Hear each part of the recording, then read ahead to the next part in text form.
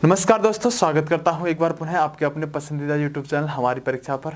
उम्मीद करता हूं कि सभी लोग अच्छे होंगे, अच्छी तैयारी चल रही होगी और मेरी तरफ से शुभकामना है आपके जितने भी आगामी पेपर आ रहे हैं, परीक्षाएं आ रही हैं, उनको बहुत अच्छे तरह से तैयार करें क्योंकि एक साथ अब थोड़ी सी परीक्षाओं का आने का दौर शुरू हो गया है। जैसे कि उत्तर प्रदेश फॉरेस्ट गार्ड की वैकेंसी आ गई है, एग्जाम होना है, दिल्ली पुलिस फॉरेस्ट गार्ड की, एनटीपीसी चल ही रहा है, ग्रुप डी ज़्यादा दूर नहीं है। तो ऐसे बहुत सारे एग्जाम अभी के आपके होने हैं और होने वाले हैं और होते ही रहेंगे।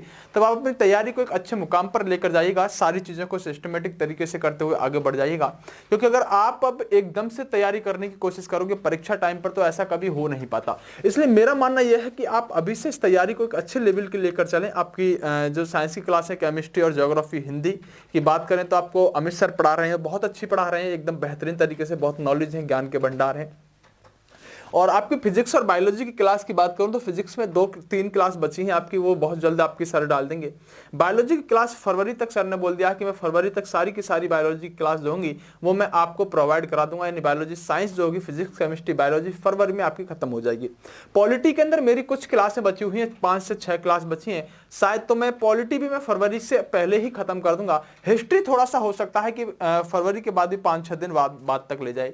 फिर भी फरवरी तक हम कह सकते हैं कि अपने सिलेबस पर हम एक अच्छी पकड़ बना लेंगे, जितना जो कुछ आपका चल रहा है।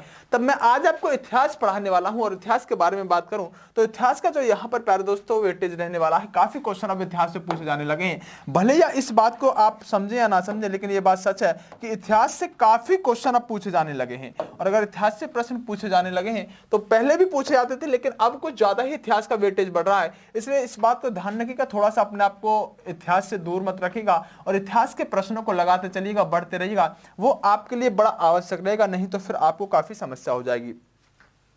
बहरहाल मैं बात करने वाला हूं, मैं आपको जब गुलाम वंश पढ़ा रहा था तो मैंने कहा था कि इस वंश को इलवारी वंश कह सकते हैं, या इसे हम मामलुक वंश कह सकते हैं, या इसे हम गुलाम वंश कह सकते हैं, जिसकी स्थापना कुतुबुद्दीन ऐबक ने करी थी।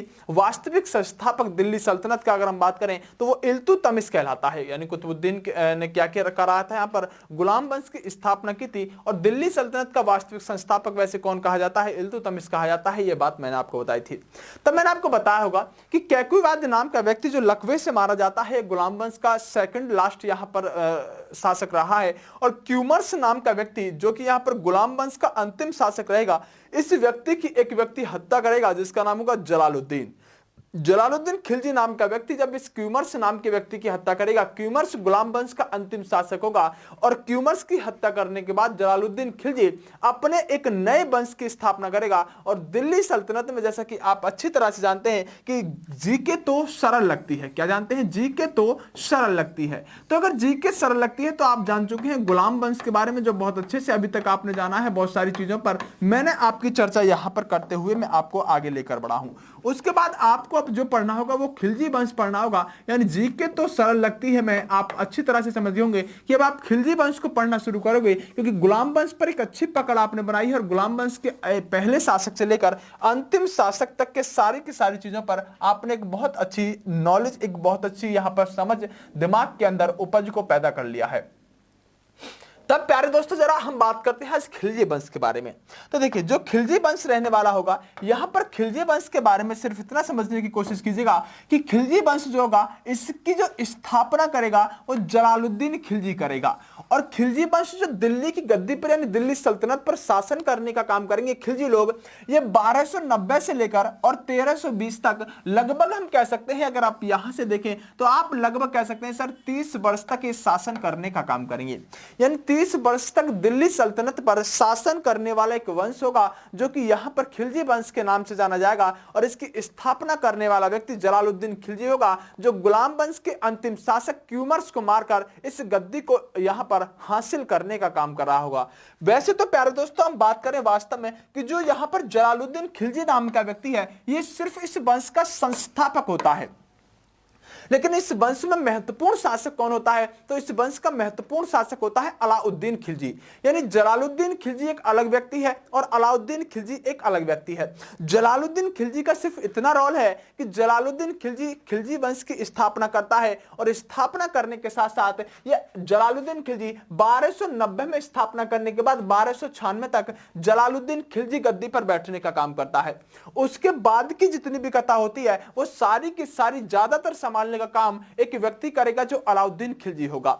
अलाउद्दीन खिलजी जो होगा मेरे प्यारे दोस्तों, ये अलाउद्दीन खिलजी दरअसल इस जलालुद्दीन खिलजी का भतीजा होगा। अलाउद्दीन खिलजी इस जलालुद्दीन खिलजी का भतीजा होगा और एक तरफ भतीजा भी होगा, दूसरी तरफ अलाउद्दीन खिलजी इसका दामाद भी होगा। यानी कि अलाउद्दीन खिलजी ने अपने ही चाचा की लड़की से शादी कर ली है और शादी करने के बाद यहां पर एक तरफ तो इसका चाचा लगता है अलाउद्दीन खिलजी का जलालुद्दीन खिलजी और दूसरी तरफ ससुर भी लगता है यहां पर जलालुद्दीन खिलजी अलाउद्दीन खिलजी का। यह हम ऐसे कह सकते हैं कि एक तरफ तो अलाउद्दीन खिलजी जलालुद्दीन खिलजी का भतीजा है और दूसरी तरफ अलाउद्दीन खिलजी जलालुद्दीन खिलजी का दामाद भी रहने वाला है। तब हम जानेंगे कि आखिरकार अलाउद्दीन खिलजी जो सबसे प्रमुख शासन खिलजी वंश का होगा, ये जब भारत में शासन करेगा तो इसने जो अपनी सत्ता को स्थापित करेगा वो अलाउद्दीन खिलजी अपने चाचा जलालुद्दीन खिलजी को मारकर ही सत्ता का यानी कि अपने गद्दी पर बैठने का काम करेगा और शासन भी कब करेगा, जब अपने चाचा को यहां पर मार देगा।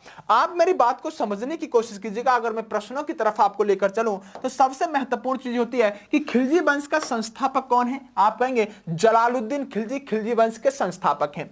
जलालुद्दीन खिलजी की बात करें तो 1290 से लेकर 1296 तक यह शासन करेंगे, क्योंकि 1290 में तो अगर आप देखें तो इन्होंने एक वंश की स्थापना की है जिसको आपने खिलजी वंश कहा है। और आप ये कह सकते हैं कि इनकी मृत्यु कब होगी, तो मैं कहूंगा इनकी मृत्यु 1296 में हो जाएगी और इनका भतीजा ही जो अलाउद्दीन खिलजी होगा वो इनको मारने का काम करेगा। तब हम कह सकते हैं इनका काम यहां पर तमाम हो जाएगा।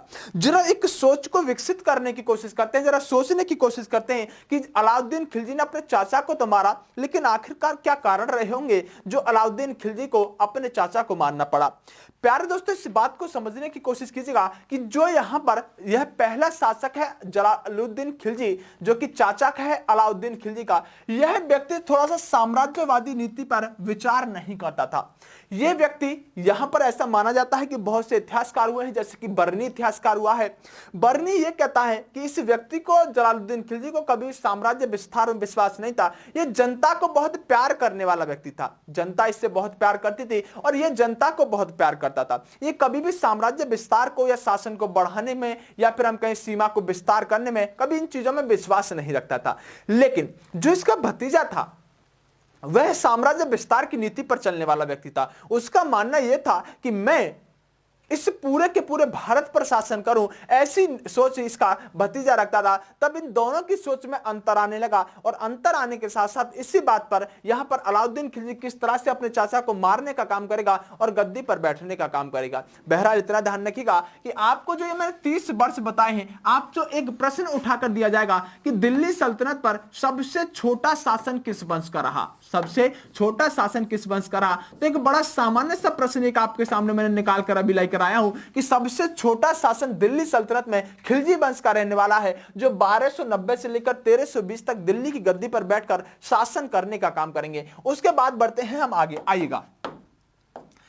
मंगोल नेता उलुग खान ने यहां पर भारत पर आक्रमण किया और उलुग खान ने जो भारत पर आक्रमण किया है उस समय कौन सा वंश गद्दी पर बैठा है, कौन सा वंश दिल्ली सल्तनत को संभालने का काम कर रहा है, तो खिलजी वंश उस समय गद्दी पर बैठने का काम कर रहा है जब उलुग खान ने भारत पर आक्रमण किया है। उसके बाद प्यारे दोस्तों इसके भतीजे के बारे में बात करते हैं जिसका नाम था जलालुद्दीन खिलजी। सॉरी, अब यहां पर जलालुद्दीन खिलजी के बारे में बात करते हैं। जलालुद्दीन खिलजी ने क्या किया कि जो नवीन मंगोल क्षेत्र था उसके अंदर उलुग खान को हरा दिया। यानी कि जो उलुग खान नाम का व्यक्ति ये मंगोल आक्रमणकारी है और मंगोल आक्रमणकारियों ने यहां पर खिलजी वंश के समय में भी आक्रमण किया है। और आपसे यह प्रश्न पूछा जाएगा कि उलुग खान को किसने हराया, यानी मंगोल नेता, मंगोल आक्रमणकारी, मंगोल शासक उलुग खान को दिल्ली सल्तनत के कौन से शासक ने हराया, तब आप कहेंगे अलाउद्दीन खिलजी के चाचा जलालुद्दीन खिलजी ने यहां पर उलुग खान को हराने का काम किया, जो मंगोल का एक शासक था, उसने भारत पर आक्रमण किया था। उसके बाद अगर प्यारे दोस्तों हम बात करें आगे,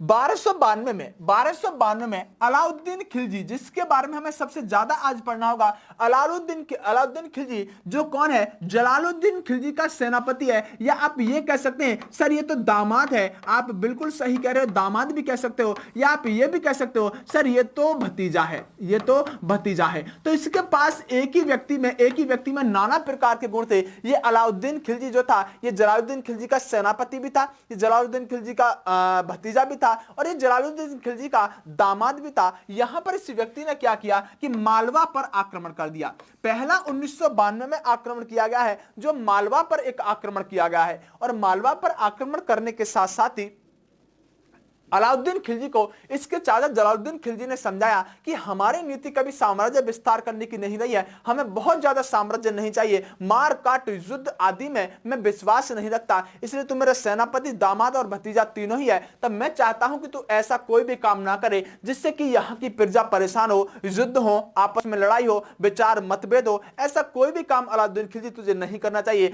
मालवा के 1292 के आक्रमण के बाद ही इसका चाचा इसको समझाने का काम करता है। लेकिन इसका नाम है यहां पर अलाउद्दीन खिलजी। अलाउद्दीन खिलजी क्या करता है, 1296 में ही यानी कि 1292 का 1296 में अलाउद्दीन खिलजी ने देवगिरी पर आक्रमण किया। और उस समय देवगिरी महाराष्ट्र के अंदर पड़ता है। और उस समय यहां पर हम कह सकते हैं देवगिरी पर जो शासन कर रहे थे उनका नाम था रामचंद्र देव। और रामचंद्र देव जो थे ये यादव वंश के शासक थे। इन्होंने यहां पर कह सकते हैं देवगिरी के शासक थे और अलाउद्दीन खिलजी ने रामचंद्र देव को हराने का काम कर दिया।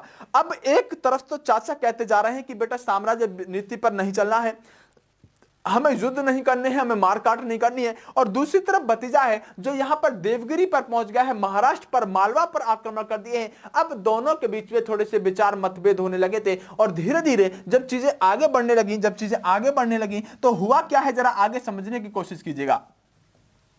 आगे चल के सिर्फ इतना हुआ कि ये 1296 का समय चल रहा होता है। 1296 का समय चल रहा होता है जब अलाउद्दीन खिलजी जब देवगिरी पर आक्रमण करके वापस आया है।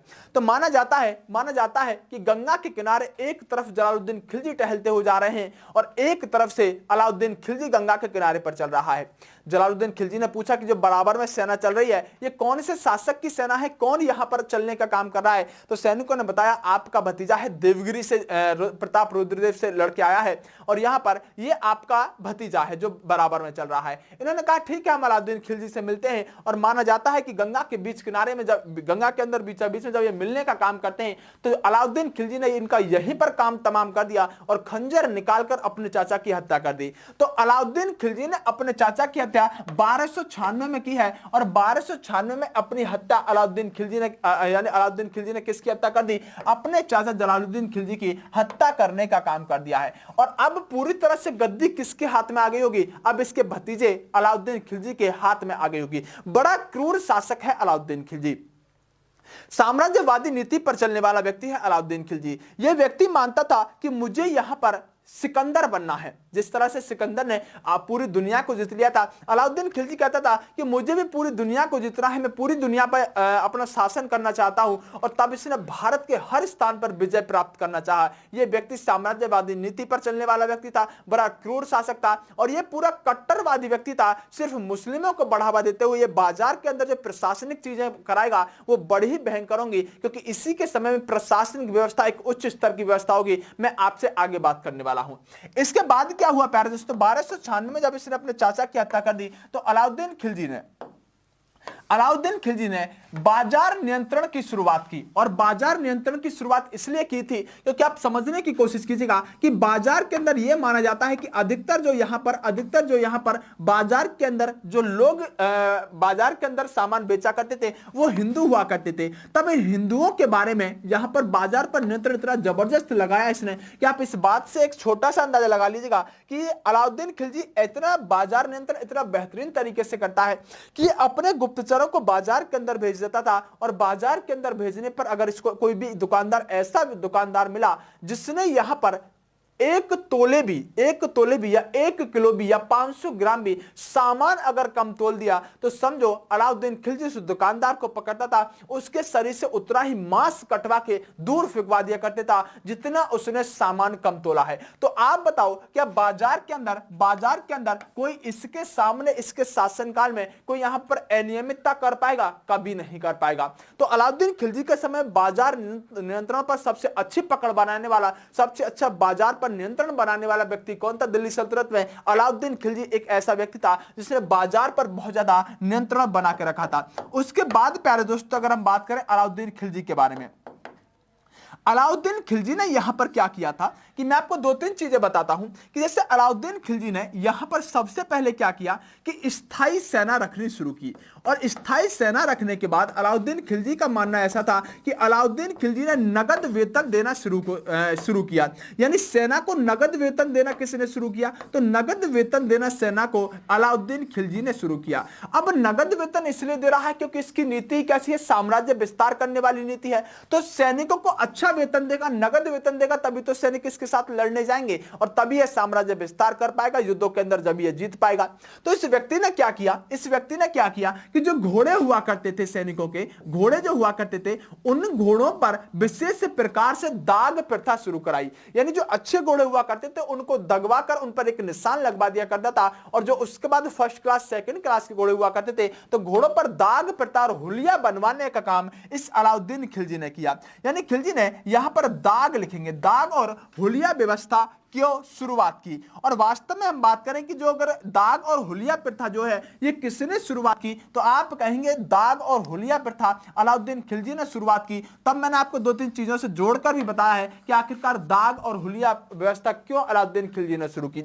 लेकिन ये दाग और हुलिया व्यवस्था जो है, वैसे हम बात करें मुगल काल में किसने शुरू की थी, तो शेरशाह सूरी इसको मुगल काल में आगे चल के शुरू करेगा। तो दाग हुलिया प्रथा दिल्ली सल्तनत में अलाउद्दीन खिलजी ने शुरू की थी। और हम बात करें मुगल काल के समय में तो सूरवंश का एक शासक होगा शेरशाह सूरी, जिसका बचपन का नाम फरीद होगा। यह व्यक्ति यहां पर दाग और हुलिया व्यवस्था को शुरू करने वाला व्यक्ति होगा।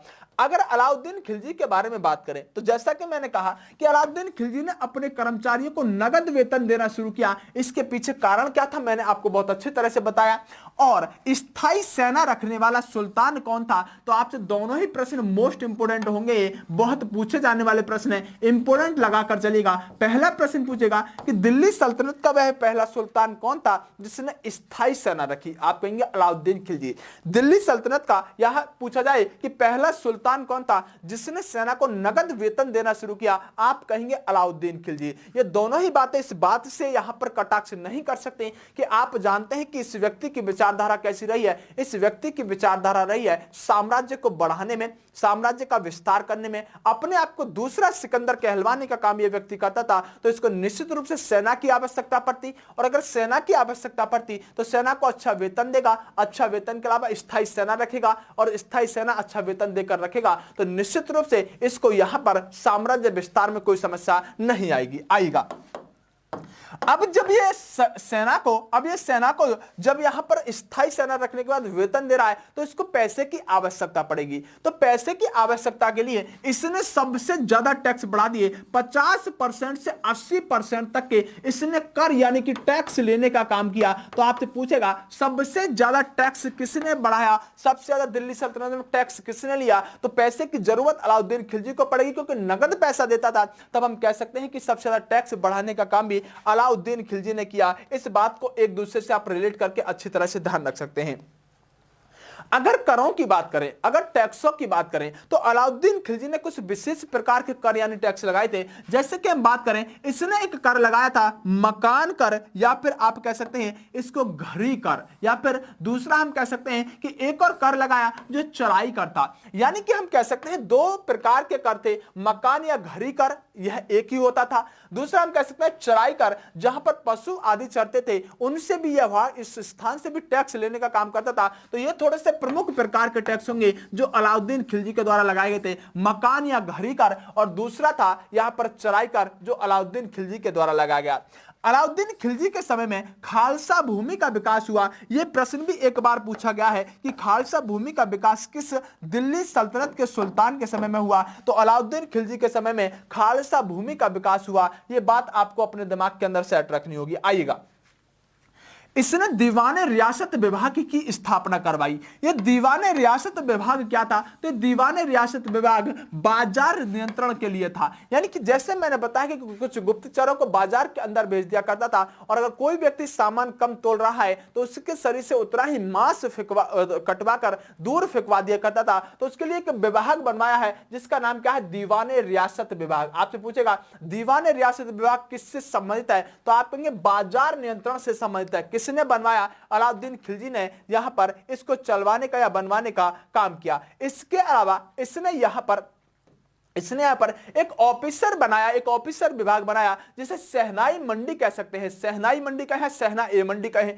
सहनाई मंडी के नाम से एक ऑफिसर बनवाया जो दीवाने रियासत से संबंधित था, यानी जो दीवाने रियासत था उससे ही संबंधित सहनाई मंडी के नाम से कि इसने ऑफिसर बनाया करता था, जो कि बाजार नियंत्रण पर ही काम करने का काम करते थे। दोनों बिंदु अच्छी तरह से अलाउद्दीन खिलजी के ही हैं और दोनों व्यक्ति यानी कि बिंदु आपसे बहुत पूछे भी जाते हैं।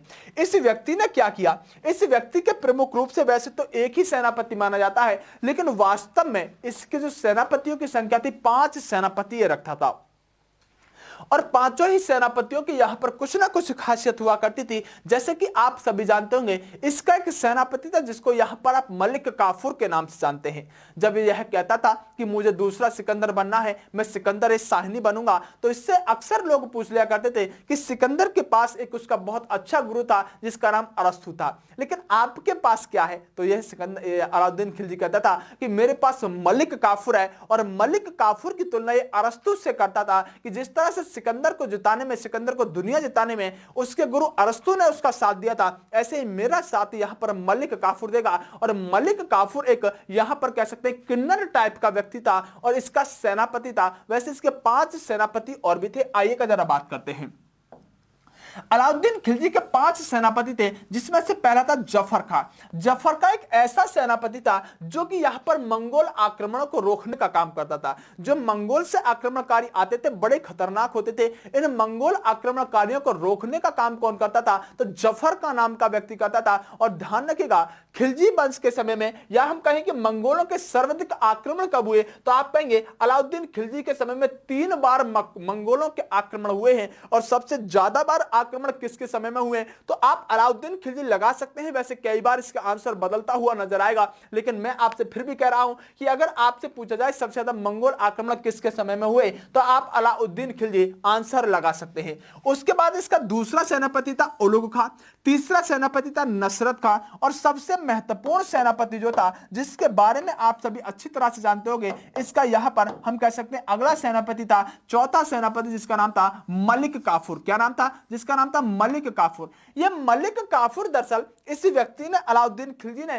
किसी व्यक्ति से खरीदा था दक्षिण की तरफ से ही, और इसको खरीदने के बाद, इस किन्नर टाइप के व्यक्ति को खरीदने के बाद 1000 दिनार के अंदर, दिनार उस समय मुद्रा हुआ करती थी इनकी, तो दिनार के 1000 दिनार में खरीदने का काम किया था। इसीलिए इस मलिक काफूर को एक नाम दिया गया, इसको 1000 दिनारी कहा गया, 1000 दिनारी कहा गया। और मलिक काफूर सबसे मोस्ट इंपोर्टेंट प्रश्न बनाकर देगा कि 1000 दिनारी किसे कहा जाता है, या मलिक काफूर किसका सेनापति था, या अलाउद्दीन खिलजी का सेनापति कौन था? तो आप कहेंगे मलिक काफूर एक ऐसा सेनापति था जो 1000 दिनार में खरीदने का काम अलाउद्दीन खिलजी ने किया था। और यह व्यक्ति जो होगा, यह दक्षिण भारत पर आक्रमण करने वाला व्यक्ति होगा, जो अलाउद्दीन खिलजी के सारे दक्षिण के आक्रमणों को कौन करेगा? अलाउद्दीन खिलजी करेगा। यह प्रश्न बड़ा इंपॉर्टेंट है कि अलाउद्दीन खिलजी के कौन से सेनापति ने दक्षिण भारत को जीता, दक्षिण भारत पर आक्रमण किया? यहां पर आप कहेंगे मलिक काफूर ने दक्षिण भारत पर आक्रमण किया और दक्षिण भारत को जीतने का काम किया।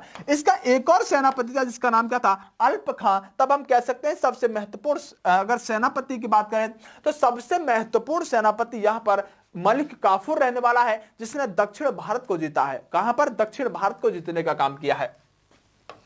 1298 में, यानी 1298 ईस्वी में अलाउद्दीन खिलजी ने खुद कहां पर शासन की आक्रमण किया? गुजरात पर आक्रमण करने का काम करता है, और यहां से इसने मलिक काफूर को लिया था। यानी 1298 के समय मलिक काफूर ने को कहां से लिया था? तो हम कह सकते हैं गुजरात पर आक्रमण करने के बाद इसने मलिक काफूर को खरीदने का काम किया था। और इस व्यक्ति ने 1301 में रणथंभौर, जो राजस्थान के अंदर पड़ता है, 1301 में रणथंभौर पर आक्रमण किया। लेकिन महत्वपूर्ण आक्रमण था इसका 1303 का, और 1303 में इस व्यक्ति ने, हम कह सकते हैं, बंगाल व चित्तौड़ पर आक्रमण किया।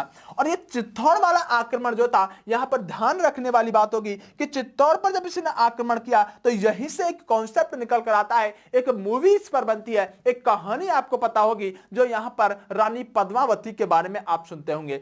दरअसल जब 1303 में अलाउद्दीन खिलजी ने यहां पर चित्तौड़ पर आक्रमण किया था, तो चित्तौड़ पर आक्रमण करने के साथ ही वहां के शासक जो हुआ करते थे थे उनका नाम था रतन सिंह। और रतन सिंह जो शासक हैं चित्तौड़ के, यहां पर हम कह सकते हैं कि पद्मावती रतन सिंह की पत्नी है। कौन है पद्मावती? कौन है? रतन सिंह की पत्नी है या पद्मावती रतन सिंह की रानी है। और यहां से बहुत सारी चीजें आपके सामने निकल कर आती है।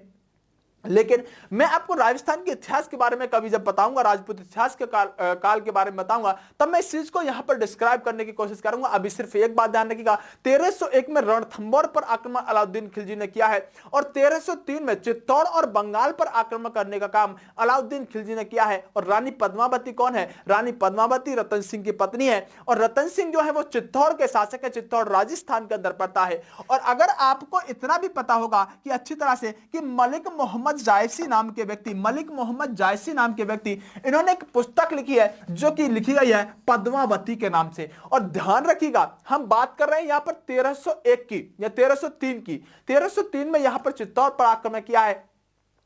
लेकिन एसएससी ने एक प्रश्न पूछा है अभी 2018-19 में ही कि यह बताइएगा कि मलिक मोहम्मद जायसी ने पद्मावती जो लिखी वो किसके शासनकाल में लिखी। तो इस बात को मैं आज क्लियर भी कर देता हूं आपको कि जो ये लिखी गई है ये 1540 में लिखी गई है। और 1540 में जरा ध्यान से अगर आप देखेंगे तो कौन शासन कर रहा है? आप कहेंगे मुगल काल चल रहा होगा, लेकिन मुगल काल में 1539 के 1540 के बिलग्राम के युद्ध में हम कह सकते हैं हुमायूं हार जाता है। उसके बाद आप जानते हैं कि शासन कौन करता है? शेरशाह सूरी शासन करता है। और ऑप्शन में यही मिला हुआ था कि हुमायूं के काल में या फिर अलाउद्दीन खिलजी के काल में। प्रश्न यह था कि पद्मावती किसके शासन काल में लिखी गई? मलिक मोहम्मद जायसी ने पद्मावती किसके शासन काल में लिखी? तो अधिकतर बच्चा सोचता है कि मुगल काल से इसका क्या संबंध रहा होगा, लेकिन ध्यान रखिएगा ये शेरशाह सूरी के काल में लिखी गई पुस्तक है। ये अधिकतर बच्चों को नहीं पता होता क्योंकि वह कहां 1303 सर और कहां 1540। तो बहुत बाद में इस पुस्तक को लिखे जाने का काम किया गया। आइएगा ध्यान रखिएगा प्यारे दोस्तों, अगर हम आगे बात करें तो देखिए 1309 में मलिक काफूर ने तेलंगाना पर आक्रमण किया और वहां के शासक प्रताप रुद्रदेव ने मलिक काफूर को एक ऐसी चीज दी जिसके बारे में आप इतिहास को पढ़ते रहोगे, जिसके बारे में आप अच्छी तरह से जानते हो। यहां पर एक हीरा हुआ करता था जो कोहिनूर का हीरा हुआ करता था। 1339 में मलिक काफूर जब दक्षिण भारत पर आक्रमण करने के लिए जाता है तो इसने तेलंगाना पर आक्रमण किया। अब राज्य है, उस समय तेलंगाना स्थान हुआ करता था। तेलंगाना पर आक्रमण किया और तेलंगाना पर आक्रमण करने के बाद वहां के शासक हुआ करते थे प्रताप रुद्रदेव। और प्रताप रुद्रदेव से मलिक काफूर ने कोहिनूर का हीरा लिया। और प्रश्न क्या बनेगा? प्रश्न सुनिएगा ध्यान से। कोहिनूर हीरा दक्षिण भारत से उत्तर भारत कौन लेकर आया? कोहिनूर हीरा दक्षिण भारत से उत्तर भारत कौन लेकर आया? आप आंसर देंगे मलिक काफूर कोहिनूर हीरा को दक्षिण भारत से उत्तर भारत लेकर आया। अगर गहराई से आप इस पर बोलेंगे तो आप कहेंगे कि जब मलिक काफूर तेलंगाना पर 1309 में आक्रमण करता है, जब मलिक काफूर तेलंगाना पर 1309 में आक्रमण करता है तो वहां के शासक होते हैं कि प्रताप रुद्रदेव। और प्रताप रुद्रदेव ने मलिक काफूर को कोहिनूर का हीरा दिया जो गोलकुंडा की खान से निकाला गया था। और यह कोहिनूर का हीरा मलिक काफूर कहां लेकर आता है? मलिक काफूर कोहिनूर के हीरा को दक्षिण भारत से उत्तर भारत लेकर आता है। ये बहुत फेवरेट प्रश्न होता है, आपके दिमाग में इस प्रश्न की रूपरेखा अच्छी तरह से बनी हुई होनी चाहिए। 1309 में जब इसने तेलंगाना पर आक्रमण कर दिया, 1311 में मलिक काफूर भारत की तरफ आगे बढ़ रहा है, दक्षिण भारत की तरफ। और 1311 में मलिक काफूर ने मदुरै पर आक्रमण किया, यानी कि पूरी तरह दक्षिण भारत में पहुंच गया है। और मदुरै कहां है? तमिलनाडु के अंदर है। और वहां के शासक थे वीर पांडे मदुरै। वहां के राजा वीर पांडे मदुरै के साथ इसने लड़ाई करने का काम किया और 1311 होते हुए कहां पहुंच गया? ये कहां? तमिलनाडु तक पहुंच गया। यानी दक्षिण भारत पूरी तरह से जीतने का काम कौन कर रहा है? इस बात को आप अच्छी तरह से समझ गए, मलिक काफूर दक्षिण भारत को जीतने का काम कर रहा है। जब यह व्यक्ति तमिलनाडु पहुंचा, तमिलनाडु पहुंचने के बाद इस व्यक्ति ने देखा कि इस आगे समुद्र आ गया है। और समुद्र आने के साथ ही इस व्यक्ति ने कहा कि जो अलाउद्दीन खिलजी है, इस अलाउद्दीन खिलजी ने पूरी तरह से पूरी दुनिया को जीत लिया है, क्योंकि इससे आगे तो अब समुद्र है। तब इसने कहा कि मलिक काफूर ने कहा कि अलाउद्दीन खिलजी सिकंदर बन गया है, सिकंदर सानी बन गया है। अब उसको यहां पर क्या है? अब समुद्र है, यहां से पूरी दुनिया को हमने जीत लिया है और अलाउद्दीन खिलजी दूसरा सिकंदर बन गया है। ऐसा मलिक काफूर ने कहा, क्योंकि उसे लगा था कि अब हमने पूरी दुनिया जीत ली, यहां से आगे समुद्र है। तब मलिक काफूर ने क्या कहा, मलिक काफूर ने इसे दूसरा सिकंदर कहा, जब इसने समुद्र को तमिलनाडु के अंदर देखा और वीर पांडे को यहां पर हराने का काम किया। जरा ध्यान रखेंगे कुछ अन्य पॉइंटों को, जैसे कि मैं आपसे बात करने वाला हूं। अलाउद्दीन खिलजी के शासनकाल में ही अमीर खुसरो रहता था। इस अमीर खुसरो को भारत का तोता कहा जाता है, तोता हिंद कहा जाता है। अलाउद्दीन खिलजी के दरबारी हुआ करते थे यहां पर अमीर खुसरो। ये कवि थे और इनका जन्म जो हुआ है वो कासगंज में हुआ है और मृत्यु इनकी कहां पर हुई है, मृत्यु दिल्ली के अंदर होगी। एक बेहतरीन सा प्रश्न पूछा जाता है कि सबसे ज्यादा सुल्तानों का शासन किस व्यक्ति ने देखा, तो सबसे ज्यादा सुल्तानों का शासन देखने वाले व्यक्ति यहां पर हम कह सकते हैं अमीर खुसरो थे, जिनको तोताए हिंद या भारत का तोता कहा जाता है। और ये अमीर खुसरो जो थे ये कुछ चीजों के जनक माने जाते हैं। इन्होंने इनकी खोज की थी, जैसे खड़ी बोली की खोज की थी, कव्वाली की खोज की थी, गिटार की खोज की थी और तबला की खोज करने वाले व्यक्ति कौन थे, अमीर खुसरो थे। ये इनके खोजकर्ता माने जाते हैं। और ये किसके शासनकाल में, सबसे पहले किसके शासनकाल में आए, तो आप कह सकते हैं कि सबसे पहले अलाउद्दीन खिलजी के शासनकाल में आए। कश्मीर को धरती का स्वर्ग कहने वाले व्यक्ति कौन है, तो कश्मीर को धरती का स्वर्ग भी अमीर खुसरो ने कहा है। यह प्रश्न भी आपसे पूछा जा चुका है। उसके अलावा ध्यान रखिएगा कि इनके गुरु हुए हैं और इनके गुरु का नाम हुआ करता था, इनके गुरु का नाम है हजरत निजामुद्दीन औलिया।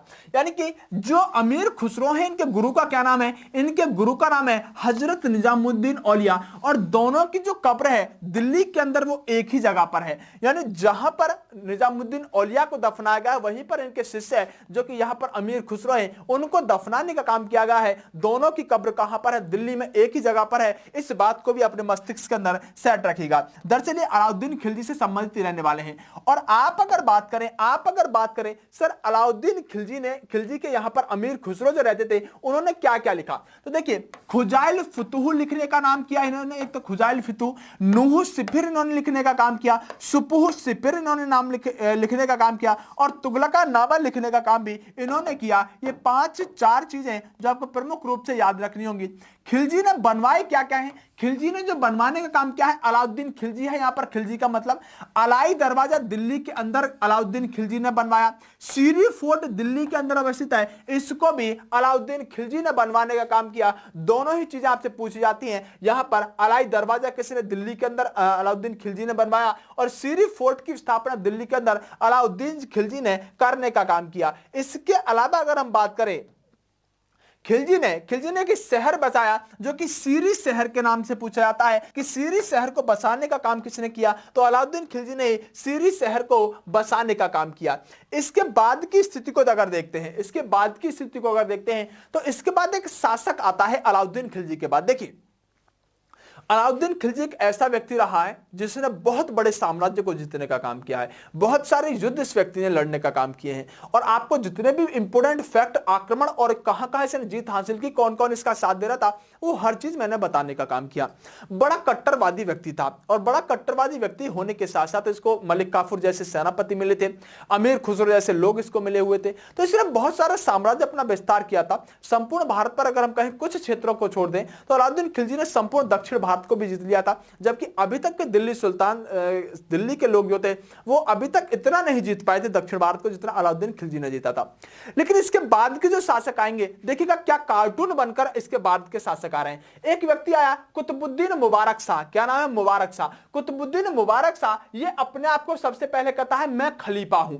यानी खलीफा किस व्यक्ति को कहा जाता है खिलजी वंश के अंदर, तो आप कहें कुतुबुद्दीन मुबारक शाह को खलीफा कहा जाता है। और ये तो इस तरह का कार्टून थे महोदय कि कभी कभी ये दरबार में बिना कपड़े नग्न ही चले जाते थे अपने दरबार के अंदर। जब बहुत सारी प्रजा शासन और मंत्री बैठे हुए तो नग्न अवस्था में चले जाते थे। और कई बार इनका मूड चेंज हुआ तो कई बार क्या करते थे कि महिलाओं के कपड़े पहने और महिलाओं के कपड़े पहनकर ये कई बार दरबार के अंदर चले जाते थे। अब एक बात बताओ, अगर अगर दरबार चल रहा है और दरबार के अंदर लाल कलर की साड़ी पहनकर पता चला कि इनका खलीफा, इनका सुल्तान, इनका शासक आ रहा है और आकर लाल कलर की साड़ी पहनकर यहां सम्राट जो है, इनका सुल्तान जो है वो आकर गद्दी पर बैठ गया। अब जो मंत्री सेनापति होंगे उनको कैसी फीलिंग आएगी आप अच्छी तरह से समझ सकते हैं। अब यहां पर समस्या यही होने लगी कि एक तरफ का नक्कारा व्यक्ति यह निकला है और आपसे प्रश्न पूछेगा कि महिलाओं के कपड़े पहनकर या नग्न अवस्था में कपड़े पहनकर कौन व्यक्ति अपने दरबार में जाया करता था। इसको ध्यान रखिएगा, मुबारक।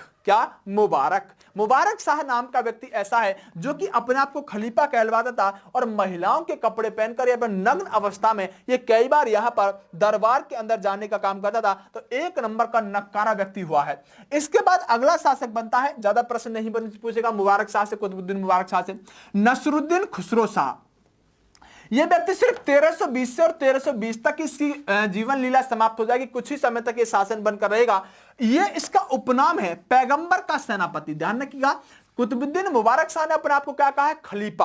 और इसने क्या कहा है अपने आप को? नसरुद्दीन खुसरो शाह ने पैगंबर का सेनापति। और पैगंबर के सेनापति या हम कहें नसरुद्दीन खुसरो शाह की यहां पर हत्या करेगा गाजी मलिक तुगलक नाम का व्यक्ति। और जब गाजी मलिक तुगलक नाम का व्यक्ति जब यहां पर इसकी हत्या कर देगा तो यही व्यक्ति होगा गयासुद्दीन तुगलक। और गयासुद्दीन तुगलक ही एक वंश की स्थापना करेगा इस पैगंबर के सेनापति को मारकर, जिस वंश को हम क्या कहेंगे? तुगलक वंश कहेंगे। और ने नसरुद्दीन खुसरो शाह की हत्या कर दी। यानी कि जो गयासुद्दीन तुगलक है या फिर हम गाजी मलिक के, दोनों एक ही बात है। और यह प्रश्न पूछा भी गया है कि तुगलक वंश की स्थापना किसने की? तो अधिकतर बच्चे गयासुद्दीन तुगलक कहते हैं, लेकिन गाजी मलिक भी गयासुद्दीन तुगलक का ही दूसरा नाम है, जो इस व्यक्ति की हत्या करने के बाद अगले वंश की स्थापना कर रहा है जिसका नाम क्या है? तुगलक वंश। उम्मीद करता हूं यह बात बहुत अच्छे से आपको समझ में आई होगी। आइएगा, एक प्रश्न पूछाता है दिल्ली के अंदर एक स्थान है मंगोलपुरी। क्या नाम है? मंगोलपुरी।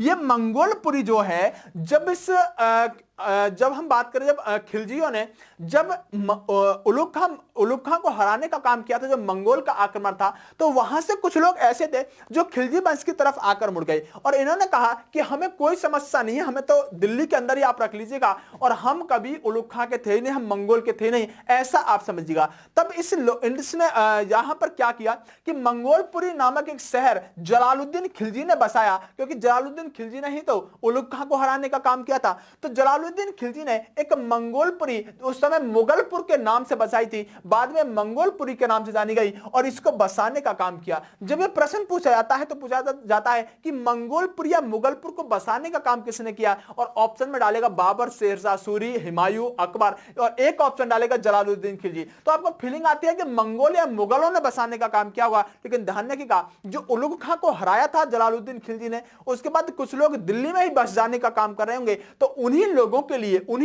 लिए जो कि मंगोल के थे, जो उलुग खां के साथ आए थे, उन्हीं के लिए मंगोलपुरी जलालुद्दीन खिलजी ने बसाने का काम किया था दिल्ली के अंदर। उम्मीद करता हूं कि आपको एक एक टॉपिक में इसी तरह से आगे बढ़ाता हुआ लेकर चलूंगा। ज्यादा बिल्कुल नहीं पढ़ाएंगे, ज्यादा बिल्कुल भी नहीं पढ़ाएंगे, और ज्यादा बिल्कुल नहीं पढ़ाएंगे तो निश्चित रूप से आप समझ जाएंगे कि आप अच्छी तरह से अपनी तैयारी को मुकाम पर पहुंचा ले जाएंगे। एक सामान्य सा प्रश्न है कि अलाउद्दीन खिलजी मरा कैसे था।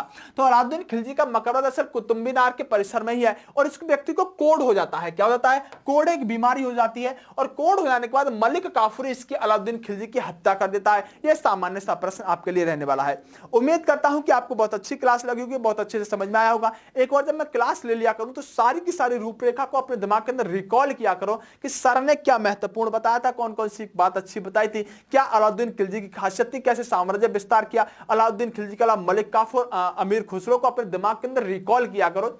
जब रिकॉल करोगे सारी की सारी चीजें याद हो जाएंगी, फिर एक बार नोट्स पढ़ोगे तो सारी की सारी चीजें मूवी की तरह दिमाग के अंदर छप जाएंगी। चलिए, बेस्ट ऑफ लक, मिलेंगे अगली क्लास में। नमस्कार दोस्तों।